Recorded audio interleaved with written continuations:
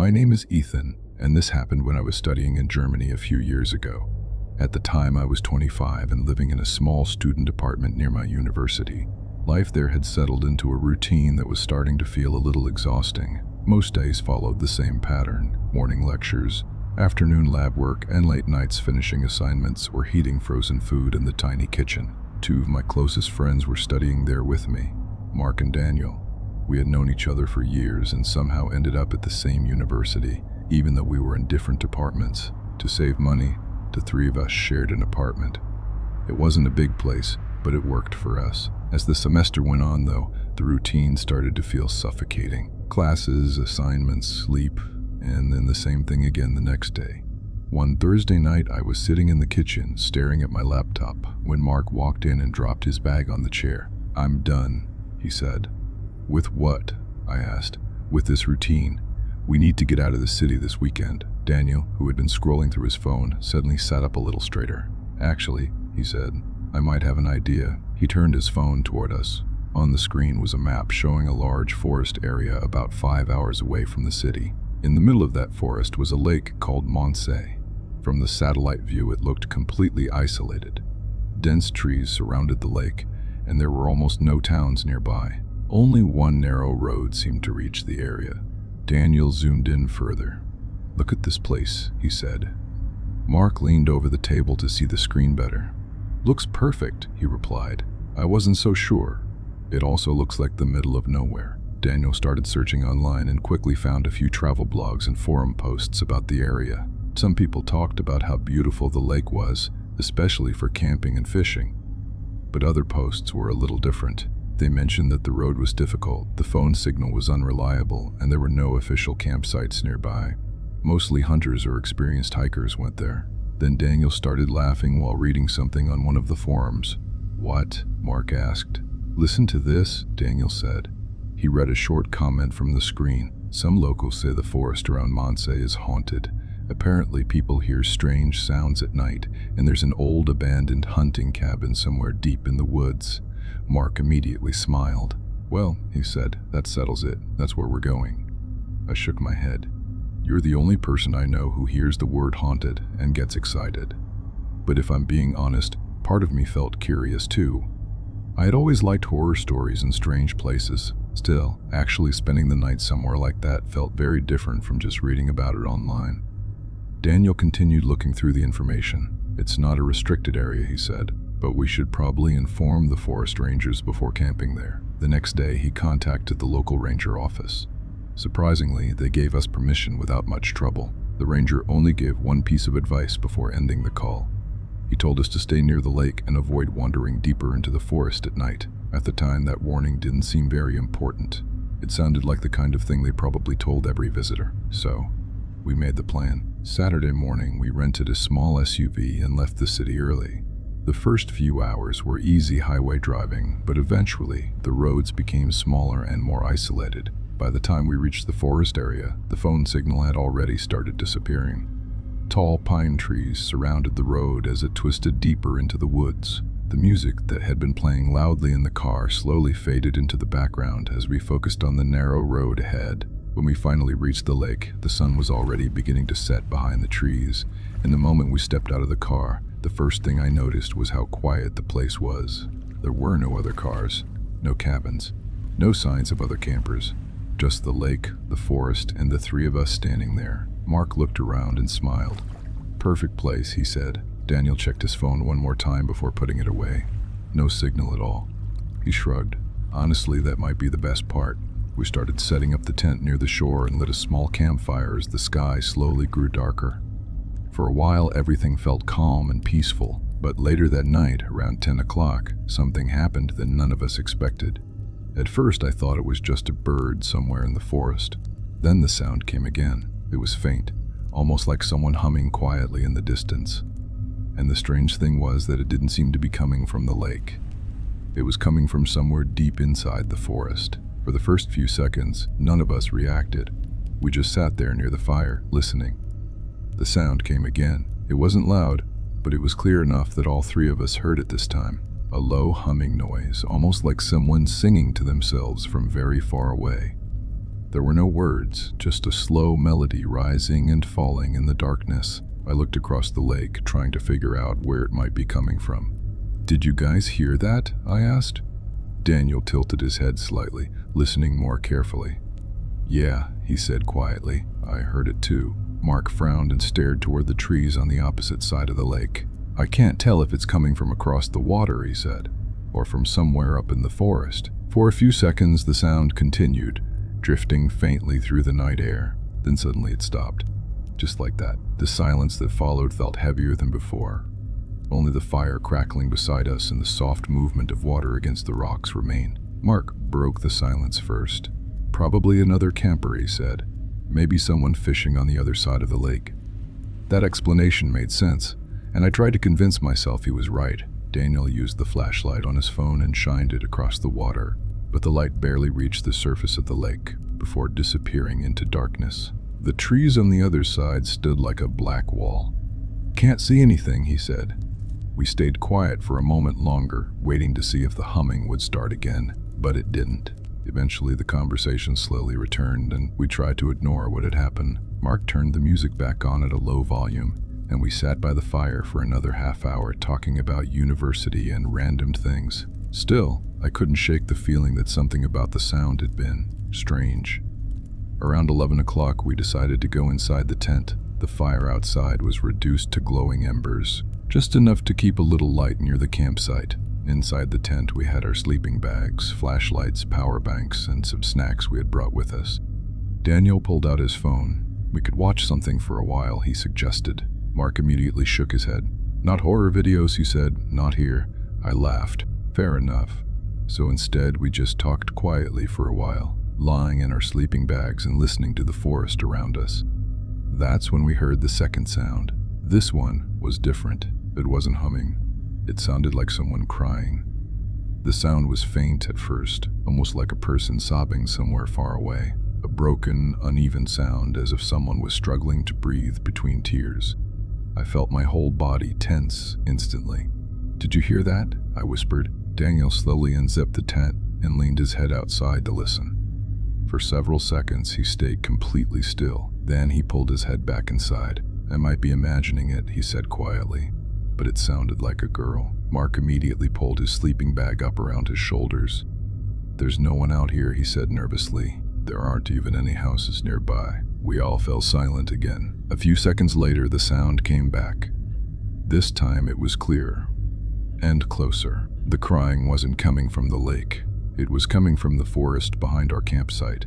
I felt a strange mix of fear and curiosity building inside me. Daniel was thinking the same thing. "If someone's hurt," he said slowly, "we can't just ignore it." Mark looked uncertain. "There's no signal here," he said. "We can't even call anyone." Daniel grabbed his flashlight. "Let's just walk a little way into the trees and check. If we don't see anything, we come straight back." I hesitated for a moment. Everything about the situation felt wrong, but the sound came again, soft and desperate somewhere in the darkness. Finally, I nodded. "Fine," I said, but we stay together. We all put on our jackets, grabbed our flashlights and headlamps, and stepped away from the tent. As soon as we left the campsite, the reflection of the lake and the glow of the fire disappeared behind us.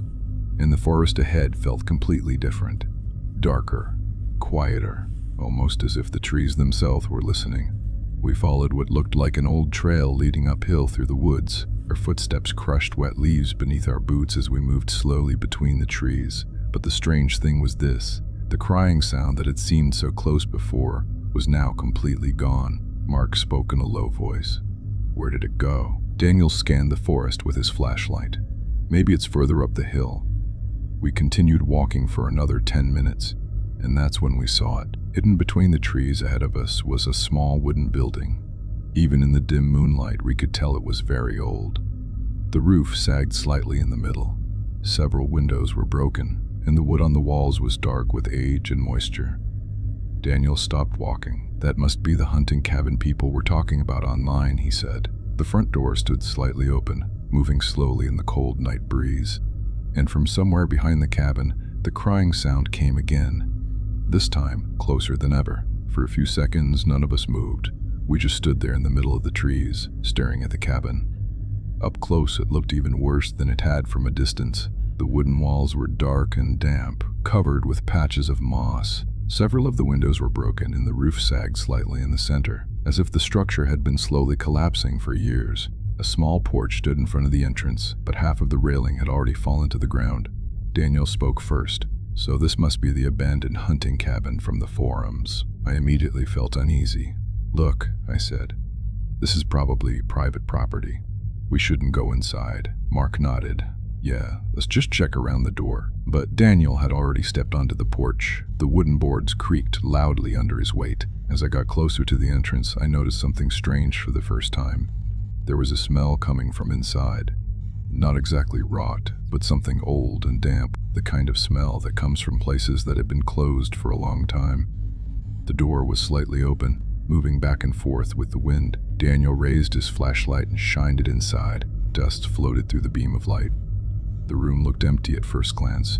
Broken furniture lay scattered across the floor. Cobwebs covered the corners of the walls, and several rusty nails were still stuck in the wooden boards where pictures or tools might once have hung. "Hello?" Daniel called into the cabin. His voice echoed softly against the walls. No response. He tried again, first in English, then in German. Still nothing. Then suddenly the crying sound returned, but this time it didn't seem to be coming from inside the cabin. It was coming from somewhere behind the building, and it sounded closer. Daniel turned his head toward the back of the house. "If someone's injured back there," he said quietly, "we should check." Before I could say anything else, he stepped inside. Mark followed him. For a second I hesitated on the porch, then I looked back down the hill toward the lake. Our campsite was barely visible now. The fire had almost burned out, leaving only a faint orange glow in the distance. I took a deep breath and stepped inside after them. The air inside the cabin felt colder than outside. The wooden floor creaked under every step we took. It sounded as if the entire structure might collapse if we moved too quickly. The main room was larger than I expected. A broken table stood in the center, surrounded by several old wooden chairs. Some had fallen over, while others leaned against the wall as if someone had pushed them aside long ago. One wall had a faded calendar hanging from a nail. I couldn't read the year, but the writing was in German. But the strangest object in the room was a large mirror resting against the far wall. It was dusty and half covered in dirt, but the center of the glass was still clear enough to reflect light. When my flashlight beam passed over it, I briefly saw my own reflection staring back at me. But something about the reflection looked wrong. The mirror slightly distorted the shapes behind me, stretching the shadows of the trees through the broken window. For a moment, it almost looked like someone was standing further back in the room. I quickly turned around.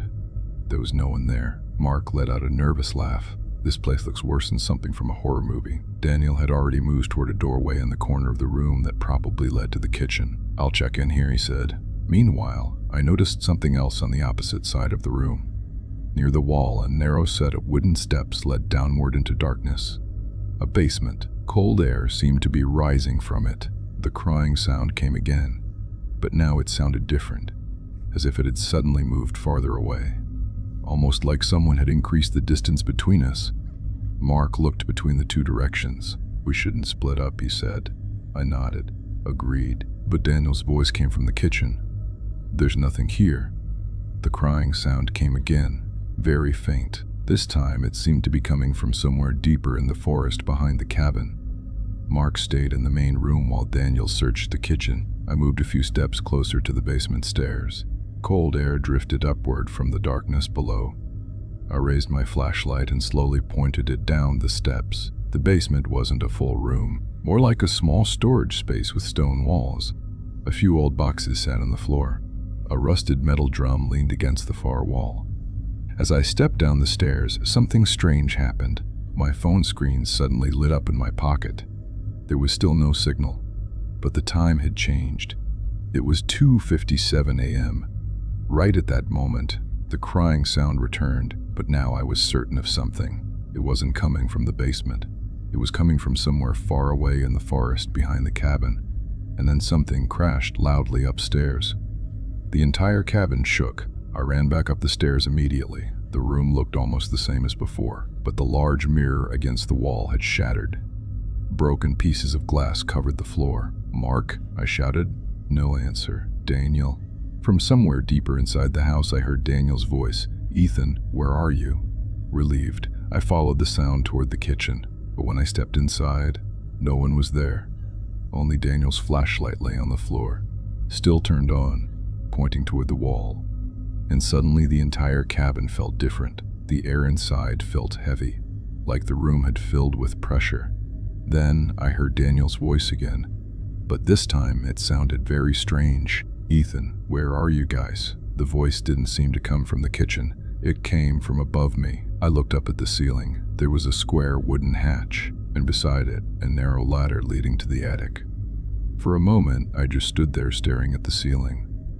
The attic hatch was slightly open, just enough to show a narrow line of darkness above it. The wooden ladder leading up to it looked old and fragile, like it hadn't been used in years.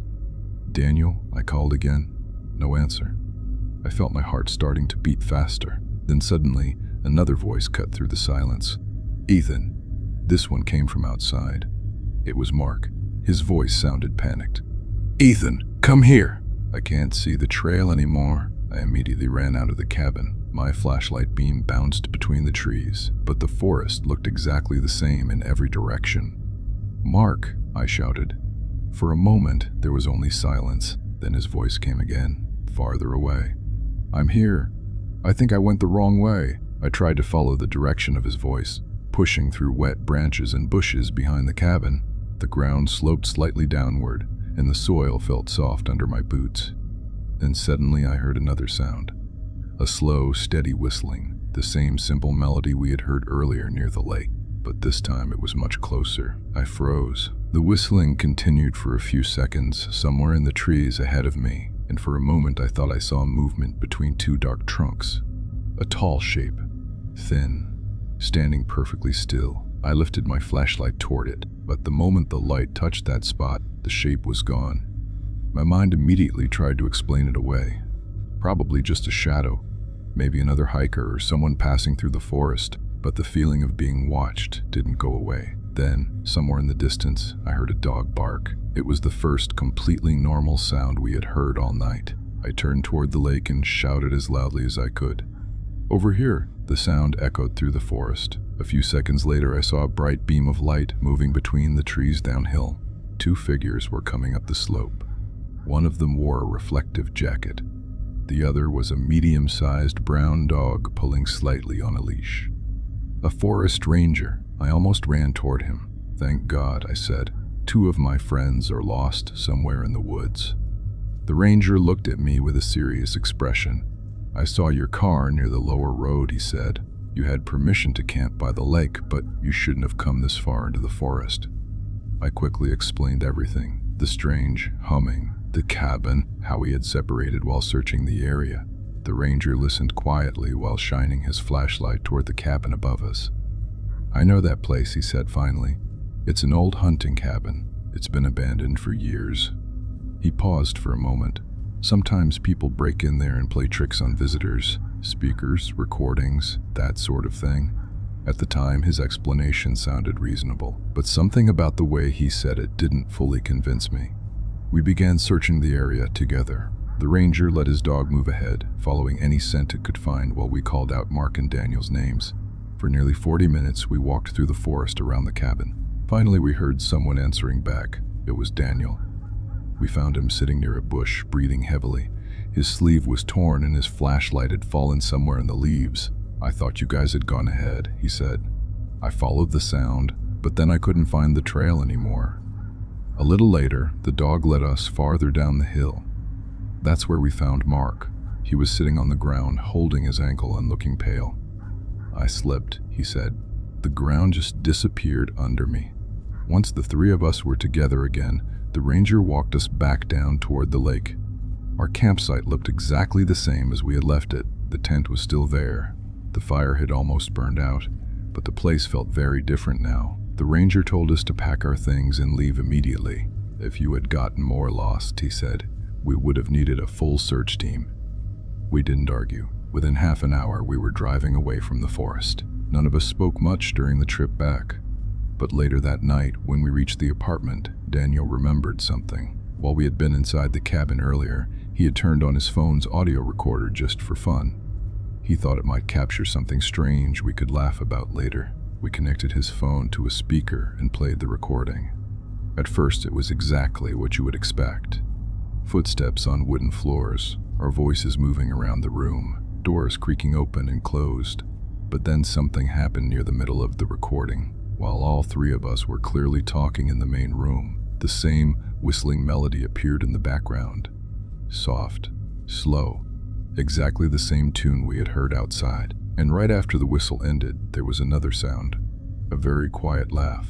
Low, rough, almost like someone trying not to be heard. The three of us looked at each other. No one said a word. Even now, I try to believe the ranger's explanation. Maybe someone really had been hiding near the cabin. Maybe it was just a prank. But there's one thing I can't explain. When I listen to that recording again today, the whistle always sounds like it's coming from inside the room with us. And none of us were whistling.